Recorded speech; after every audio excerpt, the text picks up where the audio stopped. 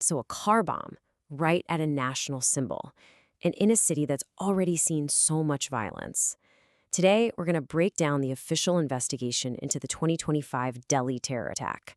We're not just looking at what happened, but really digging into why this one event sent such massive shockwaves all across India. I mean, think about it. A car bomb at the Red Fort. It sounds unthinkable, right? But on one November day, that's exactly what happened. It became a tragic reality. So let's just go back to that exact moment, the moment the city's whole sense of security was completely shattered. Okay, so the date is November 10th, 2025. And for all the people, the commuters at the super busy Red Fort metro station, it was just another day. Until it wasn't. All of a sudden, a massive explosion just rips through the area. And in a split second, a normal, everyday scene turns into total chaos, fire, and destruction.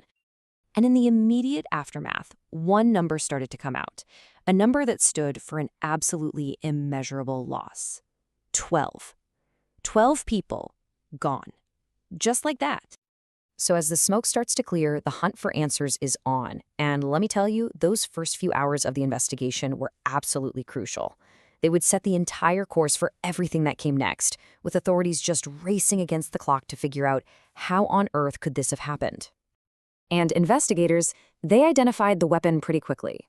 It wasn't just any bomb. It was a specific vehicle, a white Hyundai i20. And inside, it was loaded with something called ANFO. That's a really potent explosive made from ammonium nitrate. The takeaway here is huge.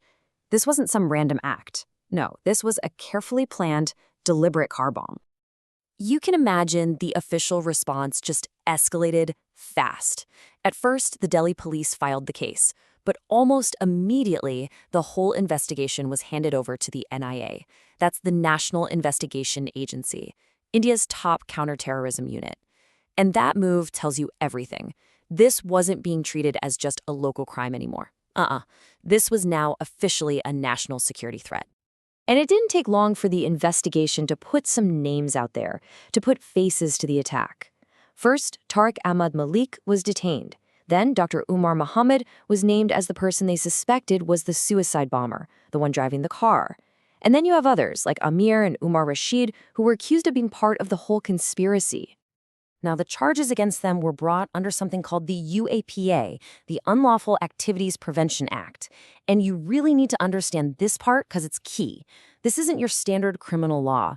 It's a very powerful anti-terror act that gives the government all sorts of wide-ranging powers. It just goes to show how incredibly seriously this attack was being taken. Okay, but to really truly get the full impact of the 2025 blast, we have to look back a bit. Because this attack, well, sadly, it wasn't some isolated incident. It's actually the latest chapter in a really long and tragic history of violence that has left its mark on the city for decades.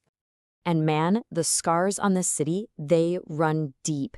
You've got the 1996 Lajpat Nagar market blast, then the absolutely horrific serial bombings that ripped through markets in 2005, and then hit the city again in 2008. And who could forget the brazen attack on the High Court in 2011? The point is, Delhi has been through this before, and every single time, the city has had to pick up the pieces and try to rebuild that sense of security. And when you look at the numbers, well, they tell a really grim story. 62 people lost their lives in those 2005 market bombings, another 26 in the 2008 serial blasts. So while the 12 fatalities in 2025 are absolutely devastating, you can see how they fit into this much larger, tragic pattern of loss that the city has had to endure. So yeah, that brings us to the big question, right? Why does this attack, the one in 2025, matter so much? I mean, given this whole history we just talked about, what makes this specific event stand out from the rest? Well, the answer really starts with one word: location. The Red Fort, it's so much more than just a monument, It's where India's independence was declared. It's this powerful symbol of the nation's sovereignty. So an attack on the Red Fort, that's not just an attack on a building. It's an attack on the very heart of the Indian state. And it wasn't just about the location. There was also a huge tactical shift. The method of the attack, using a car bomb or a VBID, that was a dangerous escalation. See, a lot of the previous attacks used smaller devices that could be hidden, but a car bomb, that's a whole different level of destructive power. and it really exposed a major vulnerability in the city's defenses. And this led to a really immediate and very real response. It wasn't just about more police patrols. A whole new policy was put in place. From then on, every single second-hand car dealer in the area had to meticulously verify who they were selling cars to. It's a direct measure, right? A way to try and stop cars from being so easily turned into weapons ever again. And the message from the very top, from the highest level of government, was crystal clear.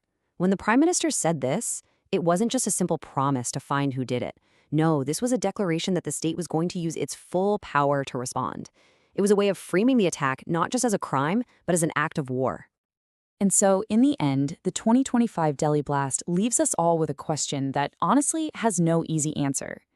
It's just a stark reminder that these threats are constantly changing, constantly evolving. And it forces us all to ask, how do you protect a city? How do you protect its people and its most important symbols without giving up the very freedom that those symbols are supposed to represent?